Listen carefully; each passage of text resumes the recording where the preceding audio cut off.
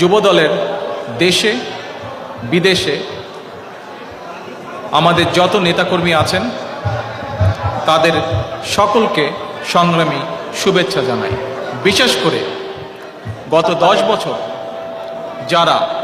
বর্তমান স্বৈরাচার সরকারের বিরুদ্ধে তাদের অত্যাচার, জুলুম, খুন, গুণ সকল কিছুর বিরুদ্ধে, সকল নির্যাতনের বিরুদ্ধে রুখে দাঁড়িয়ে আছেন, তাদের প্রতি রইল আমার আন্তরিক শুভেচ্ছা। একই সঙ্গে আমি স্মরণ করতে চাই আমার যুবদলের সেই সকল নেতাকর্মীকে যারা বিভিন্ন সময়, বিশেষ করে বর্তমান স্বৈরাচারের গত 10 বছর ধরে বর্তমান স্বৈরাচারের বিরুদ্ধে আন্দোলনের সময় শহীদ হয়েছেন,